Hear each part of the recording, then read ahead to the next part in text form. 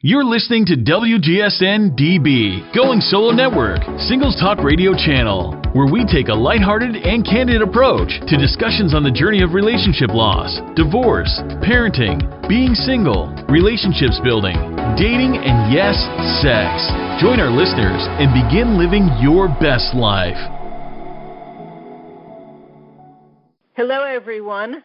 This is Rosalind Sadaka, and you are listening to Divorce, Dating, and Empowered Living with Rosalind Sadaka on WGSN-DB, the Going Solo Network. And as you know, I'm founder of the Child-Centered Divorce Network, and we focus on protecting children before, during, and long after divorce to make sure that they have the best possible outcome from your divorce and the best possible future. And to do that, we interview wonderful guest experts who have valuable contributions to share, and this week is no exception. I'm very pleased and proud to announce that I have a couple that we're talking to now, and they are Andrew and Tracy McConaghie, and they own McConaghie Counseling in Alpharetta, Georgia. And their specialties include couples counseling, play therapy, parenting, and anxiety disorders. And they have a passion for helping parents through divorce and are the founders of a brand new approach to divorce, which is called the Upside Down Divorce. And I'm very eager to get involved in asking them questions about that. So welcome, Andrew and Tracy. Thank you so much, Rosalind. Thank you so much. We're very excited to have the chance to talk to you today.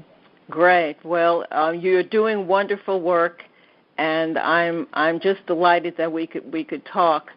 So I wanted to start by just asking you about how our culture's view of divorce affects families in your experience.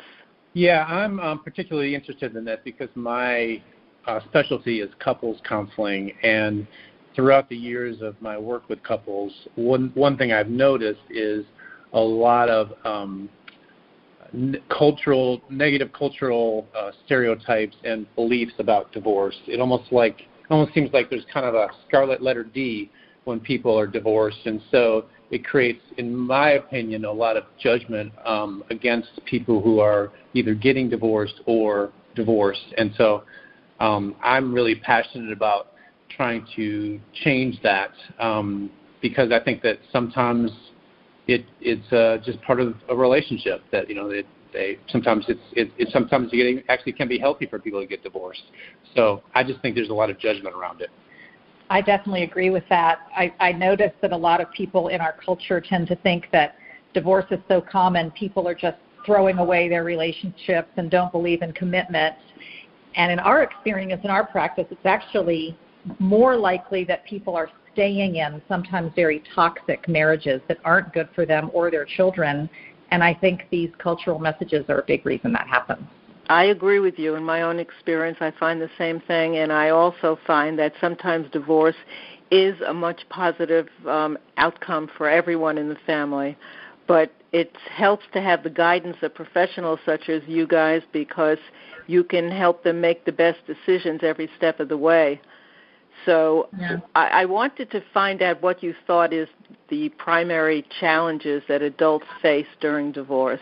Yeah, I think the primary challenges are people tend to be at their worst in crisis. They tend to show their worst sides. And, of course, when you talk about family splitting up and what that means sort of community-wise and the anxiety people have about their children and anxiety they have about their own finances and are they going to be alone, it's very difficult to manage all of those emotions and continue to treat each other with respect throughout the process. Is there anything else that impacts adults in particular about the divorce? I would just say I think it's one of the biggest life stressors that can happen in a person's life for the reasons Andrew said. It's not what you expected. It certainly wasn't most people's dream on the day that they got married, and it feels like a failure sometimes, and there's just so much hurt and fear and uncertainty. It's just a time of tremendous stress and anxiety, and most adults really do need some support getting through it in a healthy way. You're making some really big decisions at a time that you're really not able through no fault of your own, just not able to be really completely present and centered because of all of this uncertainty and fear. So it really helps to get the support, not only of therapists, but just taking care of yourself and having people around you that you can trust, who can support your decision and not add some of those negative cultural beliefs to your own life choices, and really be there for you. Yeah. I really use the concept of grief and loss a lot in the divorce process, that even if you're the one that's desiring a divorce or initiating a divorce, there still involves a lot of grief and loss. You know, grieving of the dreams of what you thought your life might be like, grieving of not being able to see your children every single day, grieving of a partner that maybe you still have feelings towards, grieving of a loss of status in your community, of being a intact family, you know, back to the judgment that we often use, like a broken family, quote unquote, versus a non-broken family. So when people are grieving, they really have a lot of emotions, like sometimes anger and sadness. So that's why it's so difficult in this process, and they tend to kind of take it out on each other. Which we try to manage as best as possible. And then, of course, compounding it all is when a couple is divorcing and children are involved, which is the area that I focus on exclusively, because I know the complexity of what divorce does to children. I'd appreciate if you two can address how divorce impacts children. Yeah, one of the things that I think is sort of a myth in our culture is that divorced children are going to be ruined for the rest of their lives.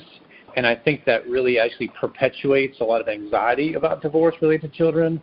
My opinion is that divorce is going to be a very sad event for children, but it doesn't have to be devastating or traumatic, depending on how parents interact throughout the situation. Yeah, I mean, I'm primarily a child therapist and a play therapist, and have evolved into a really strong interest in divorce because of the toxic effects I saw on children. But it's not divorce itself that is so toxic, it's the hostility and resentment between parents that children are exposed to. And that can happen whether their parents are married or divorced. And I'm not saying we don't need to take divorce's impact seriously, because it is sad and it is something to recover from and grieve, and it does change children's lives. And we've always been in the business of helping families be together when it's healthy for them to do so. But when it's not possible and not healthy to do so, it's really important. I'm so pleased that your network focuses primarily on this, because to me there's nothing more important than having a divorce in a new way that can protect and empower children and spare them from the kind of crisis going on between parents and their lowest behavior, which is so easy to come out, during that process. And I do completely believe that when done well, children from healthfully divorced families can do as well as families that stay together, and better than those that stay together with a lot of hatred and hostility and difficulty between them. Well, I love your message. It's totally aligned with what I believe in and share with clients. And I love the fact that you're using healthy divorce, because that really is the criteria. I always tell clients it's not divorce itself that harms children. Right. It's how parents handle the divorce, and Absolutely. Parents have choices. Yeah. And decisions that they can make, and to have better outcomes or outcomes that are more stressful. And it's up to us to help educate parents so that they make the best possible, most conscious decisions for their kids. Mm-hmm. Can you speak a little bit more about a healthy divorce? Because I think that's just crucial for people to understand. Yeah. From the point of view of children and what they need, they need the freedom and stability to be completely attached and in love with both of their parents and have abundant time to spend with both of their parents, and not just the fun, relaxing weekend time, but the day-to-day stuff of parenting that really connects us to our children, of figuring out bedtimes and meals and bath times and working through problems with teachers and all of that. And a lot of parents don't understand that when you even subtly or between the lines disparage your co-parent. And sometimes it's not so subtle. I know plenty of children who are directly told from one of their parents what they think their co-parent did that's wrong, or what's wrong with them, or even shown them legal documents. But sometimes it's as small as heavy sighs and eye rolls and the look on your face when you're making a transition. And those kind of messages prevent children from what they need the most to be healthy in divorce, which is the feeling of calm, loving attachment to both of their parents. Because think of how hard it is for adults to wrap their head around all of these issues of how to feel and manage divorce. But for a child, if your mom hates your dad and you really love them both, how do you love your dad when you're around your mom without hurting or betraying her? And vice versa. It just puts kids in an incredible bind. And I know in my own practice how parents will tell me what their children are telling them, and their children are telling them all kind of opposite messages, because their way of managing this distress of being aware of how different their parents see each other and their family, they handle it by behaving different, or even just presenting what they think will keep the other parent calm. Sometimes that's even negative statements about the other parent. It's just my strong hope that. No, go ahead, please, Rosalind. Such important points you're making, and ultimately what happens is the children start parenting their parents, which is a total reversal of what should be happening, and it's not healthy for anyone in the family, is it? Yes.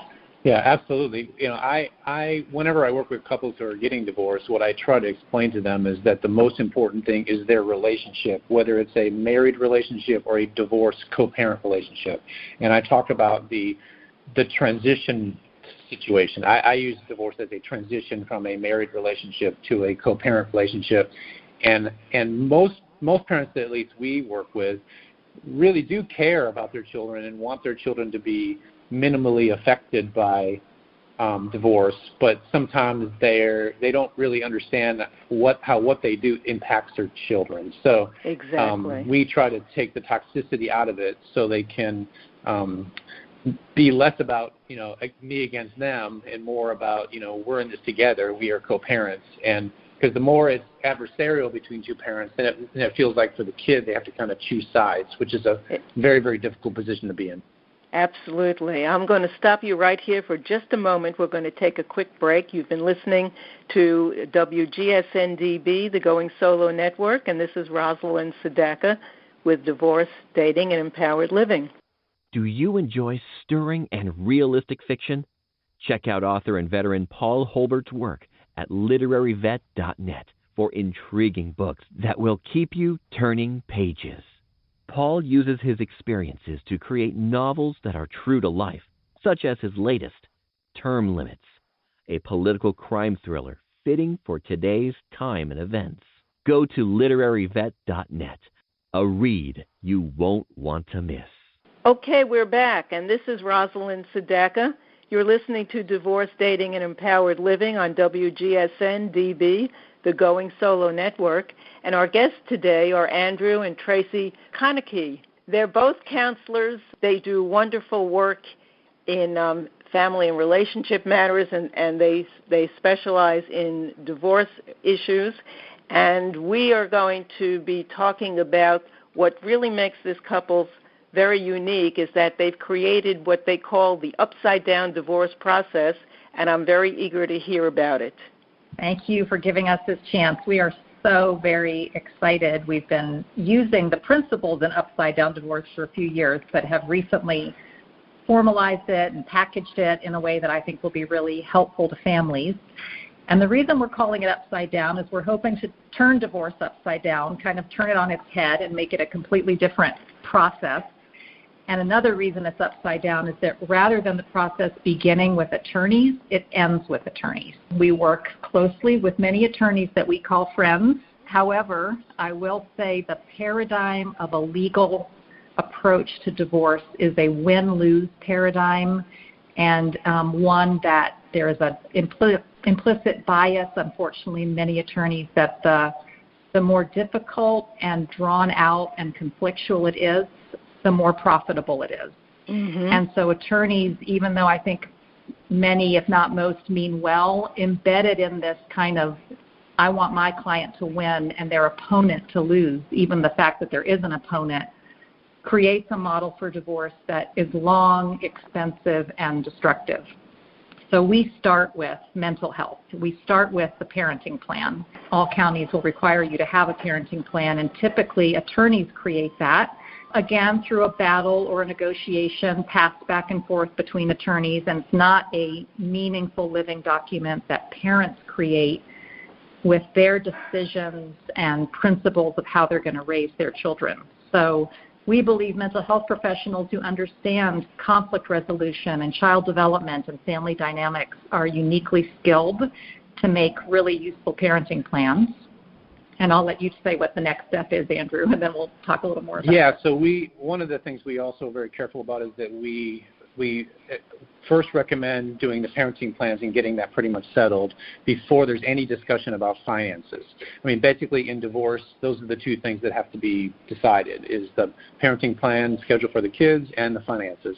And oftentimes if you kind of put those together, there's a mixture of competing perspectives on why does somebody want to have the kids more? Is it because they want more money or that sort of thing? So we try to take the money completely out of it to focus on the children first, and then we pass it along to a neutral financial person who specializes in working with people in divorce financial situations, and then they help the couple develop their agreement related to their finances.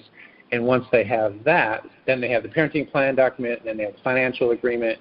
Then we have certain attorneys who we have vetted and we trust that aren't going to blow the whole thing up, that we refer our clients to, that basically the attorneys look over all the documents and make sure it's all the way it's supposed to be legally, and then they file the divorce papers. And our perspective, like Tracy said, is the least amount of legal and lawyer involvement generally becomes less toxic for the couple, because in both the parenting plan and the financial part, they each have a neutral who's a specialist in that area trying to work together for the good of both of them. The other thing I think is really unique that I value about what we've done is really the most important task is crafting a new version of what this couple's relationship is going to be, from married to co-parenting. And there's nothing about a typical divorce that sets you up for a constructive, useful co-parenting relationship. In fact, it really erodes it. Even divorce mediation includes people sitting in two different rooms while an attorney goes back and forth. And in our process, you are sitting together. In most cases, sometimes we do some separate work if it's especially challenging for a couple, but you're sitting together and learning, how do we talk about things? How will we make decisions? What is our mission statement and value for our children? Which decisions belong in the category of none of your business anymore, or we must agree on? And doing all that work ahead of time is what makes divorce healthy moving forward. To me, it is so sad when children hear from their parents, we're getting a divorce so that we'll be happier, and then it's followed by a decade of battling and unhappiness. And that's because they haven't established a co-parenting relationship that can work. And that's what I want Upside Down Divorce to do for people. Well, I love the concept.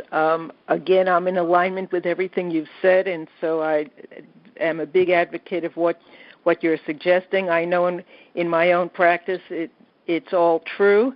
The more we can keep divorce out of the legal system and into the mental health system, the healthier everyone will be in the outcome, and the less advocacy we have where people are fighting with one another, and the children are always losers in that case. So I love what you're doing. Before we move ahead, I wanted to give you a moment to tell people how they can contact you, find you, so that they can learn more about your work. Yes, we would love to do that. Our office phone number, I'll just start with that old-fashioned way, is 770-645-8933. Our website is McConaghieCounseling.com, McConaghie counseling.com. You can also go to UpsideDownDivorce.com and get to that section of our website. And, we've been doing so much, pretty much all virtual work due to COVID, but one nice thing about this kind of upside-down divorce coaching is that we can help families anywhere in the country virtually. It's very well suited to virtual sessions. Sometimes virtual sessions even have an advantage when people are really stressed and emotional and it's hard to sit in the same room together. Being in separate places and doing it virtually sometimes lends itself to even a calmer set of sessions. So we're excited to help as many people as we can. I agree. And I'm also very glad to know that you are available nationally, so that it doesn't matter where people are. As long as they can reach out for your help, then it's available. So that is wonderful. In the short time we have left, I'd appreciate if you could each give us a takeaway of what's most important for our listeners to remember about the process of when they're divorcing, especially with children, and how they can make the best possible outcome for everyone in the family. Yeah, I think the biggest takeaway I would say is make sure that when you're in this process that you really do a lot of self-care, including potentially some individual counseling, being able to get through the grieving process in a healthy way and manage your own emotions can be very healthy, and a therapist can kind of help you in that situation. And the better you handle the situation throughout the divorce, it'll automatically trickle down to benefiting your children. Mm-hmm.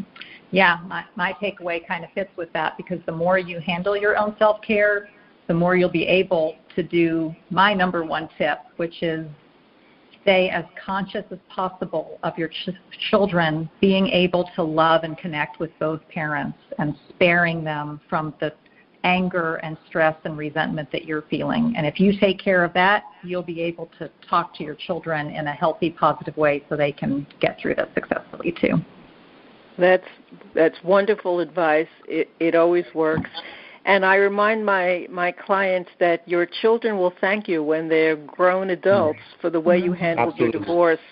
So ask yourself the question, how will my children feel about the way we handle this divorce when they're grown? Because they will hold you accountable, and you'll find out. Yep. So, you could pull the wool over the eyes of your children when they're young, but they all grow up, and that's something to keep in mind. And so your advice is putting both parents on the right track to have decades of healthy co-parenting ahead, and I thank you both. I wish we could talk longer, but we're close to the end now. I just want to remind everyone you've been listening to Andrew and Tracy McConaghie, who are at McConaghie Counseling in Alpharetta, Georgia. They work nationally, so you could call them from anywhere and contact them. One more time, give us your phone number so people can reach out. Sure, 770-645-8933, or upsidedowndivorce.com. Excellent. Well, it's been a pleasure talking with you. I enjoyed it very much, and wishing you stay safe and healthy. And you also, Rosalind. Thank you. Thank you. This is Rosalind Sedaka. You've been listening to the Going Solo Network, Divorce, Dating, and Empowered Living. And you can reach me at childcentereddivorce.com or Rosalind@childcentereddivorce.com if you have any questions and are looking for not only divorce and co-parenting coaching, but resources, ebooks, e-courses, and programs on breaking divorce news to children, managing conflict, and other related topics. So thank you for listening, and tune in next time. Bye-bye for now. You're listening to WGSN-DB, Going Solo Network, Singles Talk Radio Channel, where we take a lighthearted and candid approach to discussions on the journey of relationship loss, divorce, parenting, being single, relationships building, dating, and yes, sex. Join our listeners and begin living your best life.